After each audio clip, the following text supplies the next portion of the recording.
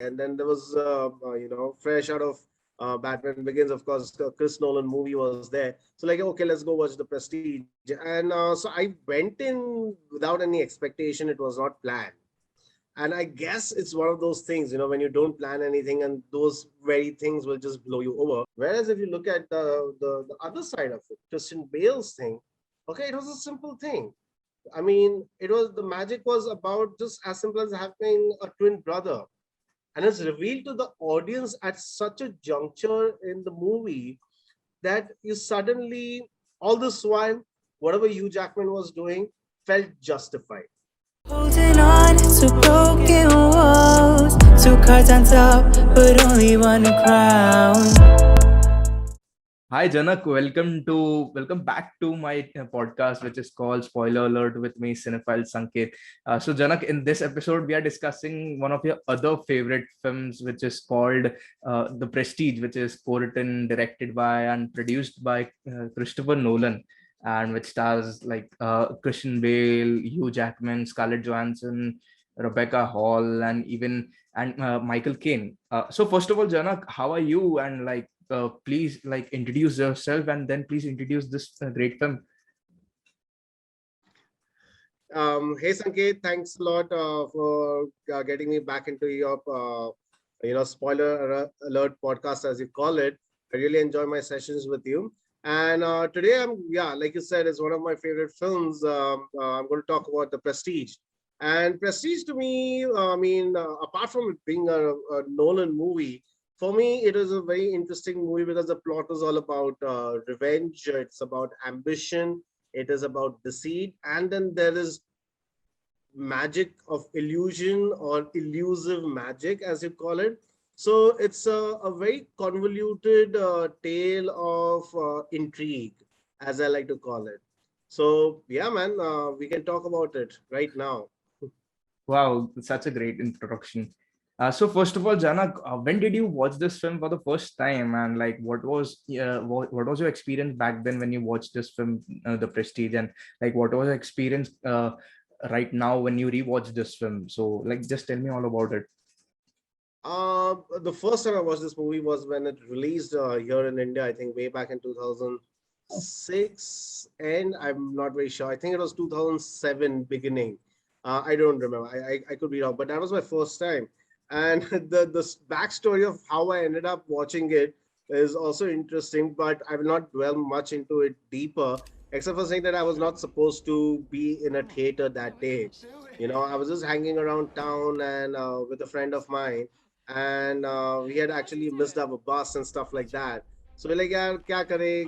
What are we going to do now? We missed our bus. There was a half an hour wait. Well, let's just walk around. In Bombay, we have the very famous landmark Metro, and Metro had just recently opened up. After the entire revamp, and we're like, let's just go watch a movie. And then there was, fresh out of Batman Begins, of course, Chris Nolan movie was there. So like, okay, let's go watch The Prestige. And so I went in without any expectation. It was not planned. And I guess it's one of those things, when you don't plan anything and those very things will just blow you over. And what I really loved about this movie from get-go, it's gripping. It's gripping not because it's just an ordinary tale of revenge, or it's an ordinary tale of some kind of there is some kind of suspense or anything, just simple suspense. It is intriguing because it was magic was involved, and magic along with the theme of magic versus science. And then if you spin all of that around with the human condition of jealousy, human condition of suspicion, and of course the larger plot of revenge, what a man can do for revenge and stuff like that. And for me, that was the central theme. I'm going by my very first experience of watching this movie, as you asked me. But as I watched it again, not just now, over the years when I just watched it, like I must have watched it 3, 4 times. And if you totally counted, probably 6, 7 times if you add the recent last 6, 8 months. And there are so many themes to it. The while the central theme is about these two guys and there's one-upmanship and competing and finding all, there's like everything is fair in love and war, and it literally is that competition is not like a sportsman type competition. There's a backstory of Hugh Jackman's character Angier losing his wife, and he's holding that grudge, and how he's looking to be a better illusionist, a better magician, and sort of making sure he gets his justice, for But then there are so many these subtle thoughts of rivalry. The rivalry, you can see it take place in many different ways, and of course, I mean, you can't miss it. But then there's this entire Tesla versus Edison kind of a rivalry, which does play out in the background. And people who are aware of that entire rivalry between Tesla and Edison, if they're aware of the story when they're watching the movie, when they're aware of that background, that sort of haunts the movie, and when finally very very beautifully played by David Bowie, and it's very surprising how you know the acting, David Bowie's acting was subtle, but at the same time it had gravitas, the way he walks and everything.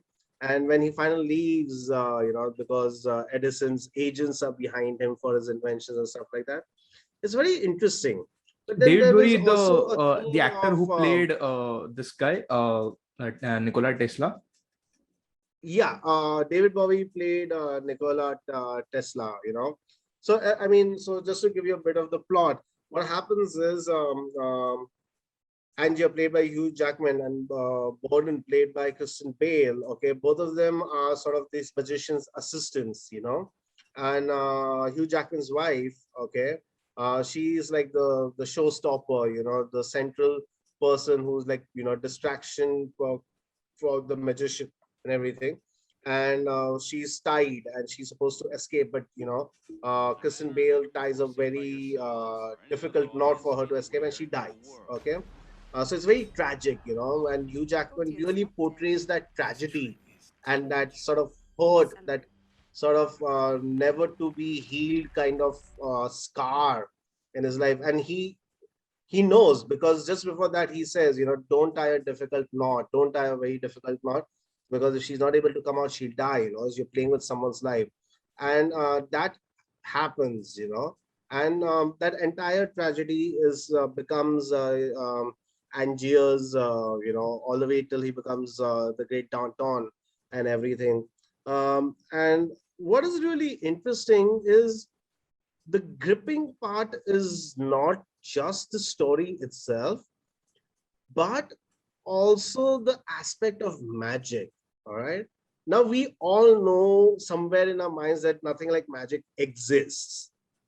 But at the same time, we are completely enthralled by it. We are completely engaged by it. And so beautifully, and Michael Caine, then, he's the original sort of the storyteller about what magic really is, he talks about the pledge, and then the turn and the prestige. The prestige, as I think many people think before watching the movie, that it must be something about pride and stuff like that. But when they really explain what prestige is, the final reveal, because the magic is not about making something disappear, but magic is something about making something, that same thing appear again, and that is the prestige, the final sort of a trump card. So that is gripping. The entire story is gripping because of that. If you take that component out of the movie, if you just take that entire magic sort of illusion thing out of the movie, then it just becomes a story of and sort of a hurt husband or a hurt lover trying to get his revenge, in one way or the other. And over the course of the movie, you see that Hugh Jackman's character, Angier, has gone to great lengths to becoming, and he's obsessed. He's become almost like a maniac, trying to one up Christian Bale's character as a magician, as Borden. and then there is spying, and then there is stealing, and then there is some sort of trap laid and everything. And the whole movie then itself becomes the pledge, the turn, and the prestige. I think it's called. I think the soundtrack is also called the pledge, the turn, and the prestige. I think I could be wrong. It's been pretty long since I've actually read about it, but yeah, it is about discovering that Christian Bale's character Borden has a twin brother, and that's not revealed at the end. And suddenly, whatever Hugh Jackman has done to get his revenge, okay, at the end of the day, it's it's not it's not satisfying, because while Angier has figured out that, oh, he can go because he has accumulated a lot of wealth. He can go to Tesla and get him to make a sort of a device which helps him, duplicate himself. And at the end of the day, every time he makes that act, does that act, he has to kill himself, right? He has to kill himself at the end, every time, and it's like literally killing your spitting image. It's difficult. A little bit of you dies every single time. Whereas if you look at the other side of it, Christian Bale's thing, okay, it was a simple thing. I mean, the magic was about just as simple as having a twin brother. And it's revealed to the audience at such a juncture in the movie that you suddenly, all this while, whatever Hugh Jackman was doing felt justified. Okay, felt justified. But at that point, suddenly you realize, oh my God, this is all useless. And then it doesn't just stop there. Then you see Hugh Jackman's character becoming this very bitter person and actually plays an entire trick where Borden is hung for his own death, for Angier's own death. And he takes up a character, I forget the character's name. Lord It will come Cordwell. to me pretty soon. But when, Lord they, Cordwell, I think his name is sorry? Lord Cordwell, or like I think it starts Yes, with his. correct. Yeah, he plays that aristocratic character. So at the end, okay, you see Angio's as character dying and all of that, and but at the end of it, the innocence of relationship is a very tiny little part is portrayed through Boden's daughter, Jess, I think she was called.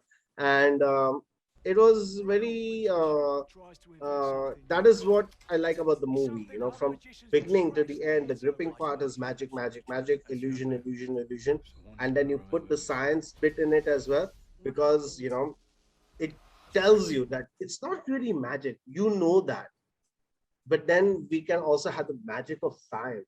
And that's where the Tesla thing comes into play and everything. I really love the scene when all the light bulbs sort of go on and everything. I mean, and that is what the magic of the movie and movie magic and so is so beautifully done. And I think very rightly, I think it was a nomination well deserved for the Oscars for best cinematography for Wally. But yeah, the cinematography was insane. The time period was exactly so beautifully captured. Of course, the costumes did a great part in it. The sets did a great part in it, but you couldn't miss the camera work, the lighting, and the color grading and everything.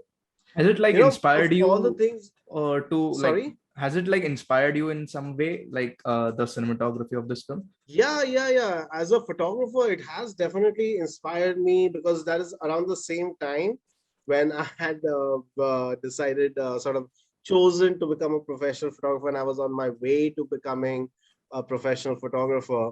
So the shooting sense, the cuts and everything, and the compositions were just insane. The way even the storytelling for me, like I keep telling you all the time, the storytelling is more important than the actual technical bit, because the technical bit one can learn with practice, and you can master it after a certain amount of time if you're very diligent and very disciplined about it. But storytelling comes as you mature, and you can tell the same story in many different ways, and that comes with your own set of experiences, right? And that, I think, as a photographer, I'm assuming even as a filmmaker, one of the most difficult things to do is to tell the story in the right manner, at the in the right manner, not just in the right manner, to the right degree, having that sense of pacing. And so that a movie always inspires me to have that sense of narrative in my photography. And I really think Prestige, what happened in the early days of my career, is that it inspired me to sort of help characterize whoever I was shooting, because there's like, while the camera will just see the physical form, but there is something that the camera sees that you don't see in your daily life, right? With the person. So if I'm talking to you, Sanket, right now, okay, my person as I as a human being will see, every time you nod or every time you laugh, that sort of gives me a clue and it gives me a sense of who you are, right? But if I keep a camera in front of me between us and if I shoot, camera is a very democratic medium. It doesn't really care what's in front of it as long as it gets to shoot, right? As long as there's someone to click the shutter. But that narrative that I have in my mind has to come through the camera. The camera has to be able to capture that. So that is where the composition comes into play. Me talking to so if I'm taking a portrait of you, so all of that sort of comes into play in storytelling. And I think the storytelling part in Prestige is more complex than one thinks it is.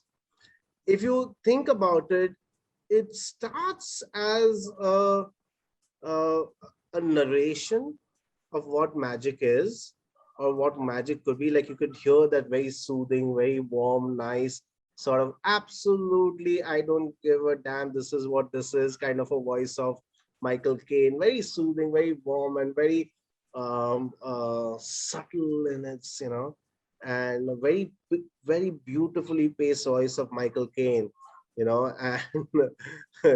uh, it starts off as a narration, and very seamlessly the story unfolds. Yeah. And then of course there's the sense of drama, because you put um uh, uh you know like, for example, when Christian Bale, okay, needs support and needs, money and everything, he finds Rebecca Hall, he finds I think her name was Sarah Borden, right? He finds Sarah and he sort of manipulates her into marrying him and everything. And at the end of the day, the marriage is in sort of completely broken apart, when, and she's not, you can see that she's struggling, because he's also consumed by his craft. But I think the drama, which is such a Hollywood thing to do, is have a sort of this beautiful blonde uh, damsel like Scarlett Johansson coming in and everything. I think of all the characters in the movie, I mean, full props to Scarlett Johansson. She's a really great actress, but I think she did not do well. I think maybe this character was not her, not good for her. Or maybe she was not a perfect match or something like that, or maybe the character was not written for her. I'm not sure what the backstory is. I think Scarlett Johansson character was very, very topical, very superficial. It was very one-dimensional, and I think her character is the only character which felt like, okay, there's no depth to it. Okay, but still at the very end, but you can see the duplicitousness, when she is spying for Angier, but then she falls in love with Borden, and then out of sort of this uh, uh, misplaced guilt or something like that, she gives Borden's diary to Angier and stuff like that. So that bit of drama is there in the center of the movie. Like, not when I say center, I mean the middle part of the movie. But really, at the heart of it, it is about um, illusion of magic, illusion of love, illusion of revenge, a successful revenge, illusion of becoming successful and sort of competitive and competing in different ways. Even And Greed then too. there are lots of these beautiful themes that I really want to talk about is like also you can see um, a sort of a distance, a distance between the characters is not just by their personalities. The character also differed by, they started off together. Hugh Jackman and Christian Bale in the movie, Andrew and Boden started together. But then Hugh Jackman becomes this great showman, great danton, and he has accumulated a lot of wealth and everything. But then Boden is always, is not making enough money. You also see one scene where Boden fails to do a trick properly, like correctly, like that. The ball does not go to the right place.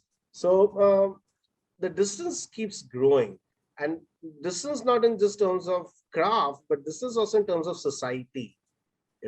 Like this guy is impoverished and everything, and Hugh Jackman becomes this big guy, even though he's the one who's supposed to be hurt and lost after losing his wife.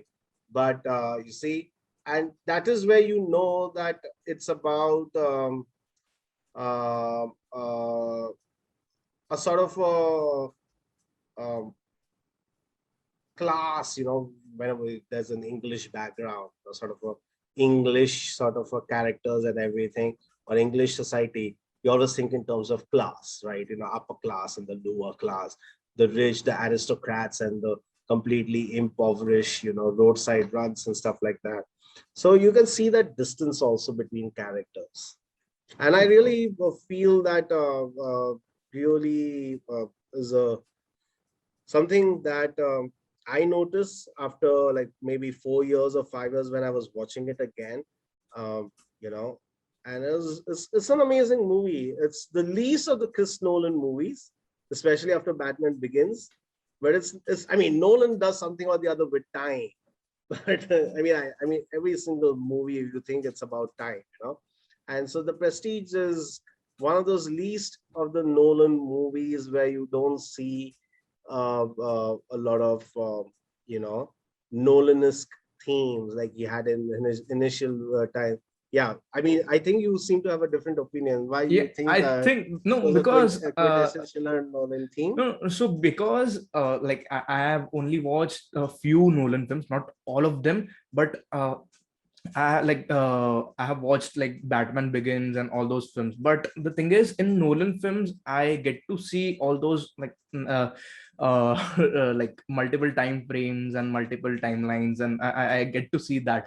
And this film I think actually have done that as well. Like I haven't watched his first two films, which is Following and even Memento and even Insomnia. But right from Batman Begins, like there's a thing like he plays between time and like at least not in the Batman thing, but like in Inception and like Batman Begins and even Yeah, sorry, not Batman, that's what I'm Inception. saying. Yeah, Inception, Yeah, Prestige, and even Interstellar. So all of those films actually have a like a theme, kind of a time kind of a theme where like he Prestige plays. doesn't have time as a theme. At least I don't think it has time like Nolan time, Oh, right? okay, yeah. Like even like it doesn't have any sort of Nolan-esque sort of time, sort of a theme to it.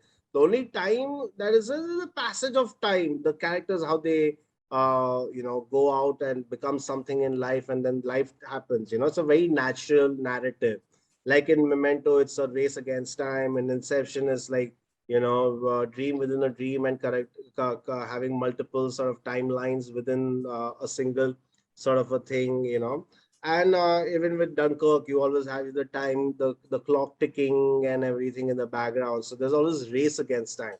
Mhm. This particular movie, so you will always find a character racing against time, right? From Memento to Dark Knight. Dunkirk or Dark Knight and everything. Dark Knight was a caper, it's a superhero movie. There's always going to be someone running against time, especially the superhero, right? There's a bomb always going off and you are going to defuse it before, or someone is going to get killed. Let's save, there's always that time save. But it's one of the least Nolan-esque movies from point of view that it's an a sort of a a narrative which is very simplified based on very base human emotions, you know, like is based on love, it's based on hatred, it's based on anger, it's based on jealousy. So it's all very base sort of human emotion. So I find it very least of the Nolanist movies. But at the same time, you can definitely see Nolan's touch in it because you can see that the actors are really projecting who they are as characters so beautifully well to the screen, and that you get to see mostly, and every great director will be able to do that. But with Nolan, there's a special magical touch, like if you see Guy Pearson Mentor, it's the way it's projected, how they behave in front of the camera is very different.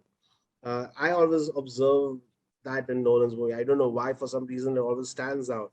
Like, and he makes each and every character memorable. He gives a character something that they will be remembered, you know.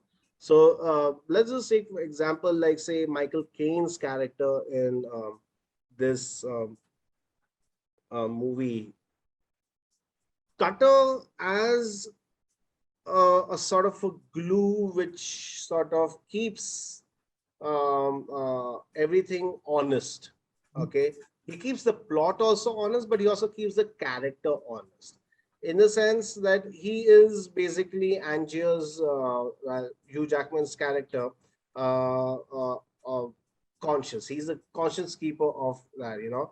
Time and again he warns that what you're doing is not right. What you're doing is not right. And when he finally figures out that Angier has taken revenge, so you can see that he's really hurt, you know, because these guys were, in a way, supposed to keep the sanctity of magic, because magicians have also code and everything. And he's not supporting it. He's not finding any kind of, and he tells, and he's sort of that voice in the movie. So when a character like that, and of course, is But also at the end, he was like he was assured that he was like warned by Hugh Jackman's character that just keep away from this device, like just don't come near this device. You're just like keep be there in the background, and that's actually like finally at the end he like gets to know his place. I think in Hugh Jackman's life. So that's actually a great thing. And even I actually wanted to say that like in Chris Nolan every film, I actually get to see that like, there are multiple things happening, but there is something which is called like love, which happens in every film. So in this film, I think it was revenge at the core theme, kind of it was revenge, and it was love in Interstellar and Inception. The love between the father and the daughter, and even in both the films, Inception and Interstellar. So that's actually I so much like Chris Nolan and his films as well. I don't know, like I haven't watched Tenet. Like people are saying like some bad things about it. I don't know, but still, like I actually believe in like Christopher Nolan, because like he is the, I think, the only person who switches all those aspect ratios in his films. Like whenever I watch his films, there's an IMAX aspect ratio. Like there are scenes where he's just shoots some scenes in the IMAX format, and there are scenes which he shoots in the normal camera format. So and like he switches every time when he needs like the scene needs it, and that's actually a very unique thing about him, and I love him for that. But I don't know, like people are now saying very bad things about Nolan, and like he isn't coming back and all those things, but I still believe that Oppenheimer movie will be his like major comeback. I don't know, like I'm still excited for his and or Oppenheimer atomic bomb film, and even Killian Yeah, Murphy I is in it. mean, yeah, I mean, see, first of all, let's just say that Tenet is not an extremely bad movie. Okay, Okay. it's just that when a guy like Nolan's class, okay, who was given one masterpiece after another masterpiece out of another masterpiece, and we're used to those kind of masterpiece, Tenet seems a little short, falling short of any kind of excitement. Okay, there is sort of again race against time. Again, everything is about time and reaching a certain. But I don't know what to say about Tenet. It's not. Let's just say I will not go as far as like Nolan has gone bad. But Okay, I also, let's mean, just not get into like Tenet, because obviously this thing, this yeah, I know that's what I'm conversation saying. I'm is just saying that Nolan, no, I mean, everyone's allowed a little this, but I mean, and I'm nobody to say that he's allowed to. He's like he has accomplished so much that one cannot even accomplish in the one entire absolutely, lifetime. exactly, Yeah, like. so but yeah, at the end of it, I'm just saying like it's not a bad movie. It's just that it's not Nolan good. That's all Oh. I'm saying.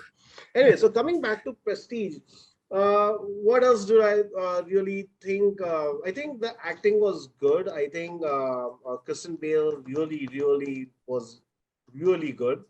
Hugh Jackman did what Hugh Jackman does, so he's really good as well. But I think Christian Bale just edges him out a little bit, a little bit. I won't say more because I think there was a certain sense of uh, um, I think his character had to be underplayed, had to be undertoned, had to be toned down because he was not a showman. He had not become a showman. He was struggling. He was the struggling class. So his character was much more reserved and much more coy and everything. And that is where I think Christian Bale really um, edges out, even by a small margin, but really edges out Hugh Jackman in the acting. But that's, of course, my personal opinion. And of course, we have already spoken about Michael Caine. Rebecca Hall, she was a part of the plot, so she does an amazing job as well. Scarlett Johansson, I'm not sure she was it was the right character for her to But I play, think I but she, liked her British accent. Like, rarely I get to see someone who is an American, like playing a British woman or British man, like, and with yeah, a proper British accent.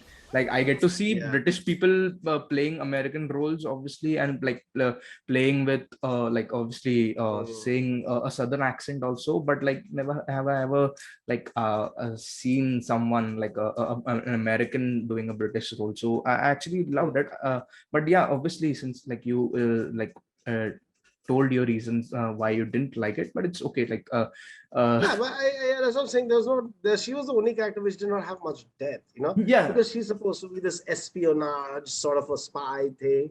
But Mhm. yeah, at the end of it, there was some depth to it. There was some twist to it when she gives the book, the diary to Angia mostly out of like guilt. It was almost like a sort of a double agent kind of a thing, but it was not convincing enough. The character was not. I think she did best what she could with the what was the material, in my opinion. But other than that, man, I mean, we really have to talk about the cinematography. I think we already have spent some time on cinematography, and I think it was rightly deserved nomination as well. But I think it's. Um, See, this is what happens. A lot of people think that, oh, you're making a period piece, everything is going to look amazing by itself. And that is not true. Cinematography is not just about creating the right period and, the creating the right lighting of that period and everything, but it's also creating that mood, and playing with the themes of the plot is what really works out really well. Everything is dark. Let me just say that everything is dark in the movie, except the first and last shot, right? Especially the last shot when the bird, the prestige is that the bird doesn't die. Whereas if you see the beginning of the movie, the original bird which was put in the cage dies. The bird had to be killed, but then Michael Caine. You see, that is a proper bright thing because now everything is better, everything is good, everything is going on well. But if you see the rest of the movie, just keeps getting darker and darker. And then when you see Tesla's scenes, Tesla's scenes, and when he is coming out and he's sort of talking to Angier about the Great Downtown, about uh, the thing and everything that he must really leave. You should see the scene, the how it's done up. It's such a beautiful outdoor sort of a sequence, but the undertone, the mystery of of something is about to go wrong and someone is running away from danger. He was running away from the spies, Edison spies, and espionage was also taking place over there as well, you know. And so that those tones are well defined in cinematography, and it's really at the end of it comes down to the stage, where they're performing the magic and everything. If you go to see, it starts getting darker and darker, and when every time the duplicate Angier drops down, and he takes the bow because the other person, the other Angier is on stage. He's the one who's taking the actual bow, and the original Angier is taking the bow down there. And that, if you go to see that entire composition and that lighting, every time he does that, it's cinematography is something else in this movie, and I really think that um, it played a major part in the storytelling, and I really love that about this movie. But Janak, The thank you so much. Finally, like I have to like end this conversation, like beautiful well, are conversation we on out of this. time as usual? I always overdo No, about no, it. no. But like Man, you should make all these things 1 hour long. I hope like I wish, but like we like have to like at the end this like beautiful conversation on this film. Thank you so much, Janak, for like Absolutely, man. Absolutely. As usual, it was great talking to you. And man, best of luck. Keep doing what you're doing, and hopefully, I get invited back again over here.